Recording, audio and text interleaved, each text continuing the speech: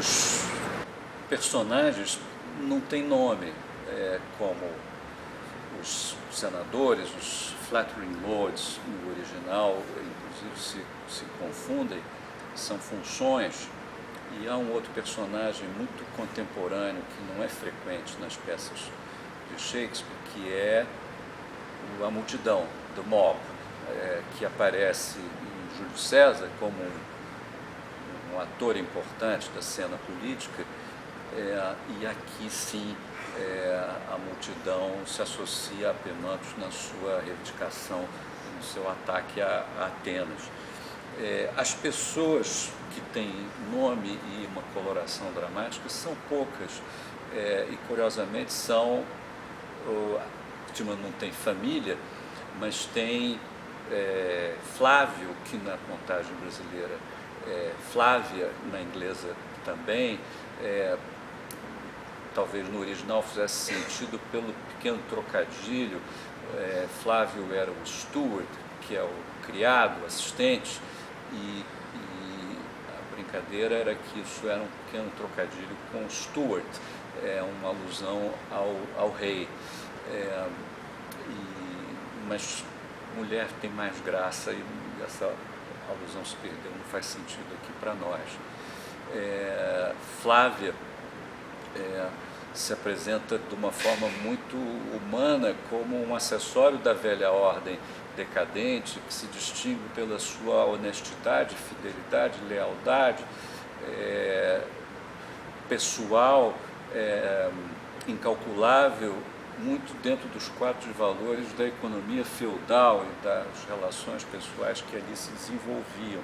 Não era uma criada assalariada no sentido moderno da coisa, e tem o momento onde ela distribui dinheiro para os outros criados, distribui dinheiro que é dela, resolvendo um problema que o próprio patrão não conseguiu resolver.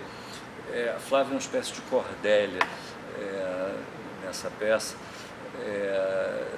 esse espírito generoso, enfim, de novo o ensaio do Lear. Alcebiades é o militar, por isso talvez interessante entendê-lo como uma instrumentalização da zanga do Timon. É ele que vai atacar Atenas como Coriolano fez com Roma, e aqui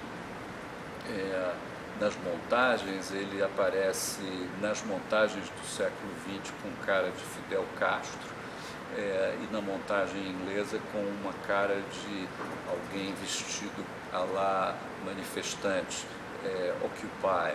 É um pouquinho essa mesma cara que ele tem na montagem brasileira, alguém das ruas, uma espécie de um black bloc.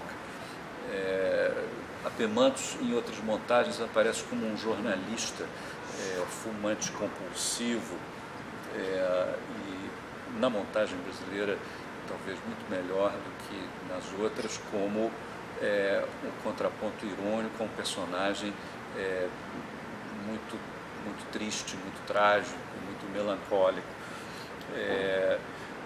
Outros personagens foram inventados em montagens da peça. Nessa de 1678, por exemplo, introduziu-se Evandra, amante de Timon, e Melissa, sua noiva mercenária, com o intuito de criar um drama, colocar mulheres em torno de Timon, uma trama de amor que, enfim, talvez fizesse a peça mais atrativa para o público.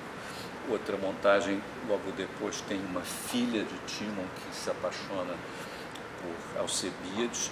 Essa dualidade entre a tragédia e a sátira esteve sempre muito presente, e se diz também que essa peça foi uma influência importante para a mulher no Misantropo, que é de 1666. Aí sim, uma sátira exatamente sobre a indisposição, o misantropo que é forçado a conviver com a corte porque se apaixonou por uma pessoa da corte. E, portanto, tem uma relação tensa nesse mundo, mas sempre no terreno da comédia. É curioso que essa peça durante a Inglaterra vitoriana não houve interesse sobre ela, mas no século XX foram várias as montagens.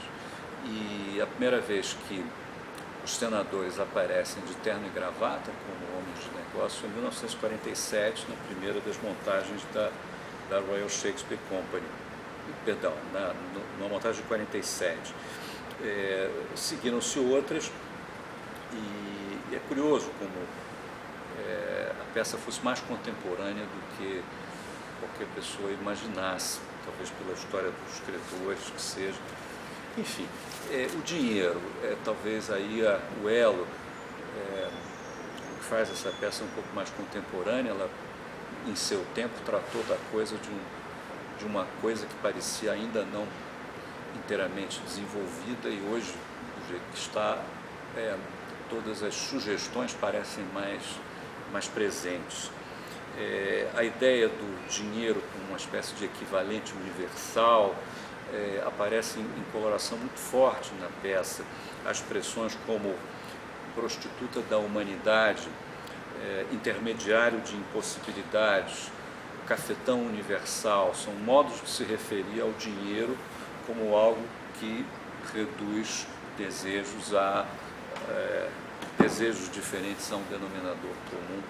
Essas expressões foram todas utilizadas por Marx no texto que fez em 1844 sobre essa peça. Um texto muito interessante, onde se vê que o dinheiro é parte importante, talvez o protagonista e o veículo da revolução que vem tendo lugar naquele momento.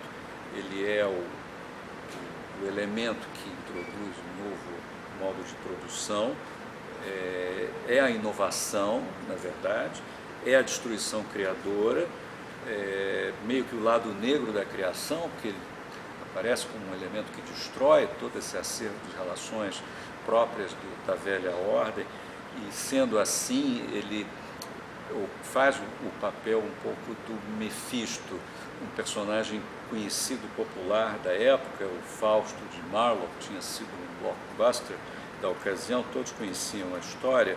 Ele, Mefisto, personifica o veículo, o facilitador de todos os desejos. É como se o Mefisto fosse o dinheiro e ao mesmo tempo conferisse esse lado diabólico ao dinheiro, mas é um diabólico que mistura fascinação e temor. Tinha uma conotação religiosa na ocasião, talvez excessiva. O Fausto do Iluminismo mais puramente o dinheiro, e por essa razão talvez o público iluminista aplaudia o Mefisto de um jeito que o público elisabetano não fazia, tinha medo por causa ainda do assunto religioso. Portanto, tal como o próprio Mefisto, o dinheiro nesta montagem, nesse texto, é um vilão ambíguo. Ele é o lado negro da criação, ele é a revolução que vem e destrói a coisa velha, mas traz o progresso. O seu poder corruptor se confunde com o seu poder criativo. E, nesse sentido, o dinheiro se torna, para usar a expressão marxista, capital, que é o dinheiro que cria, que dá frutos. E, ao definir o dinheiro nesse formato, era como se fizéssemos um statement exatamente contra o conceito de usura, que era o modo como a Igreja, na ocasião, lidava com o desconforto criado pela Revolução Comercial. E a usura é um tema muito presente nessa peça. Há mais alusões à usura nessa peça do que no próprio Mercador de Veneza, e essa história do dinheiro que procria na verdade, uma alusão muito clara a um quase contemporâneo do Timon histórico, Aristóteles, que escreveu sobre o tema da usura, do dinheiro, em termos que se tornaram muito populares anos a fio até hoje. enfim, a defesa, o ataque à usura como crime, tem em Aristóteles um dos seus principais formuladores. A ideia de Aristóteles era que o dinheiro é estéril e que a troca é algo que não deve jamais beneficiar uma das partes. Toda e qualquer troca que cria um benefício indevido a uma parte é imoral, e a mais imoral e menos natural de todas é a usura, é o juro, é o dinheiro que dá frutos enquanto dorme, porque não há troca de coisa nenhuma. Uma ideia que a igreja adota e é muito popular nesse momento o tempo pertence a Deus, não há que pensar que a posse temporária do dinheiro há de gerar frutos a quem o possui, e como heresia aparece inclusive no inferno de Dante.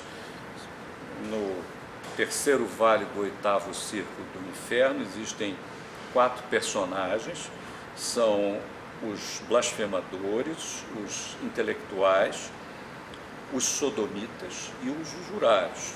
Todos fazem violências, perpetram violências contra Deus, os intelectuais contra o Espírito, os blasfemadores contra a palavra, os sodomitas contra a natureza de Deus e os usurários contra a sabedoria de Deus. A usura, no entanto, o conceito de que o dinheiro era estéril, já era, na ocasião, uma espécie de elaboração do atraso. Era uma ideia velha que vinha caindo de madura, já não valia, as leis de usura